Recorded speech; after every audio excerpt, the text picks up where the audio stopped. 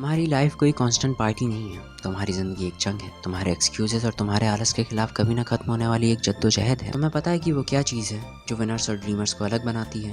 The answer is discipline. Discipline कोई खूबसूरत या प्यार की तरह हसीन नहीं है। ये कोई चाय पीने जैसा काम नहीं है जहाँ तुम आराम से चाय की चुस्कियाँ लेते हुए अपने बारे में बेहतर महसूस करो। नहीं, डिसिप्लिन वो गहरी अंधेरी खाई है जहाँ तुम अपने अंदर के आलस, काम, भोग और वासना से लड़ते हो। ये वह जगह है जहाँ तुम ये डिसाइड करते हो कि या तो तुम अर्थहीन अमुक बनकर अपनी जिंदगी को अपने हाथों से बर्बाद होते हुए देखो या फिर अपनी किस्मत को अपने हाथों से खुद लिखो। उठो, जागो और ईश्वर अधीन होकर सत्य की शक्ति से जीवन की विषमताओं को तोड़ते हुए रणभूमि में अपनी विजय ध्वजा फहराओ। न जाने कितनी बार तुमने आईने में अपने आप को देखा होगा और कहा होगा, I can do it, I can do it better. और ना जाने कितनी ही बार तुमने उस खूबसूरत मौके को अपने हाथों से जाने दिया होगा जो तुम्हारी जिंदगी को पूरी तरह बदल सकता था। मगर तुम तो एक जगह बैठे हुए रील्स स्क्रॉल करते हुए या फिर टीवी देखते हुए कंफर्टेबल फील कर रहे थे, है ना? देखो यारो, वो कहीं नहीं जा रहे हैं। वो लड़कियां, वो रील्स, वो मूवीज, वो टीवी सीरीज, वो कहीं नहीं जा रहे हैं। मगर एक बार ये जो समय हाथ से निकल गया ना, ये फिर कभी वापस लौट कर नहीं आएगा। ये समय उन सब चीजों के लिए नहीं है। ये समय अपने मानसिक बंधनों को तोड़ने का, अपने अंदर के उस स्वाभाविक और संवेदनशील स्वरूप को मारकर अपने अंदर के उस दानव को जगाने का है जो तुम्हारे इस अर्थहीन जीवन को एक लक्ष्य दे, एक मकसद दे और अपने इस नाकामयाबी के मुखौटे को उतार फेंके। डिसिप्लिन कमजोरों के लिए नहीं है।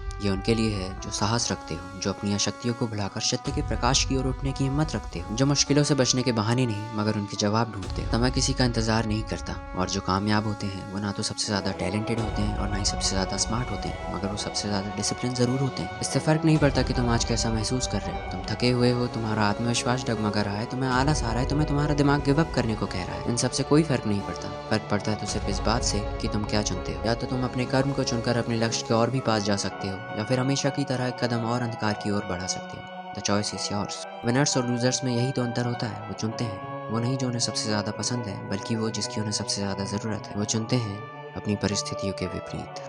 कौरवों की भीड़ हो या पांडवों का नीड़ हो, जो लड़ सका है, जो अपने कर्मों को चुन सका है, वही तो महान है। हमें जीवन क्षणिक सुखों को भोगने के लिए नहीं मिला है, बल्कि इस भौतिक जीवन के बहाने हमें शाश्वत सत्य को जानने का अवसर प्राप्त हुआ है। इसके लिए स्वयं देवता भी मनुष्य जन्म के लिए तरसते हैं। अगर तुम अपने इस अर्थहीन जीवन को सरोकार करना चाहते हो तो उस घड़ी की राह देखना छोड़ दो, उसका इंतजार करना छोड़ दो जो तुम्हारी जिंदगी बनाकर जाएगी। नहीं, कोई नहीं आने वाला है। ये सब तुम्हें खुद ही अपने दम पर करना होगा। ये परफेक्ट बनने के बारे में नहीं है, ये अपने आप पर निर्दयी होने के बारे में है। तुम्हारे जीवन का वो हिस्सा जो तुम्हें पीछे खींचे हुए है, इससे फर्क नहीं पड़ता कि वो तुम्हें कितना प्यारा है, उसे फेंकना होगा, वरना तुम कभी आगे नहीं बढ़ पाओगे। इसलिए उस पीड़ा को अपनाना सीखो। डिसिप्लिन तुम्हारे अंदर पलने वाला वो फ्यूल होता है जो तुम्हारे अंदर के अनंत अग्नि को जलाए रखता है।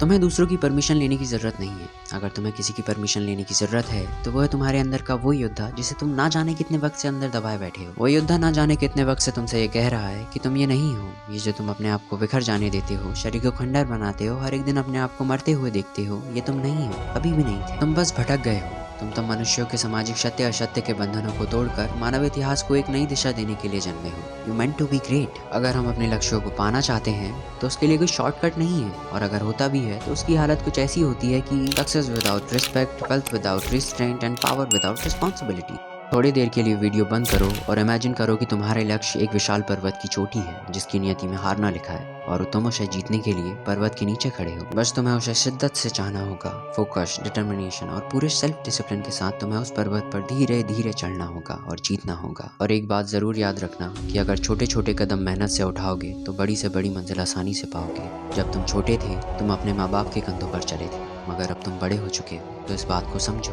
कि इस दुनिया में कोई नहीं जो तुम्हें ऊपर उठाएगा, ऊपर चोटी तक लेकर जाएगा, सिवाय तुम्हारे। क्योंकि इस दुनिया में सिर्फ मुसीबतें ही मुफ्त में मिलती हैं, उसके अलावा हर एक चीज़ की कीमत होती है। इसीलिए ये हमें अपने बलबूते पर ही करना होगा। ये हमारी अपनी स्ट्रेंथ और डिसिप्लिन ही होगी जो हमें आगे बढ़ाएगी, इसके अलावा कोई नहीं। इस वीडियो में इतना सब कुछ कहने का मेरा मतलब ये नहीं कि मैं गलतियाँ नहीं करता, मैं एकदम परफेक्ट हूँ। नहीं, मैं भी गलतियाँ करता हूँ। मैं भी तुम्हारे ही जैसा हूँ। गलतियाँ करता हूँ, उनसे सीखता हूँ और आगे बढ़ता हूँ। मैं इस वीडियो के जरिए ये कहना चाहता हूँ कि हम सब आगे बढ़ते हैं एक साथ और जीवन की उन ऊंचाइयों को छूते हैं जो अब तक कुंवारी हैं।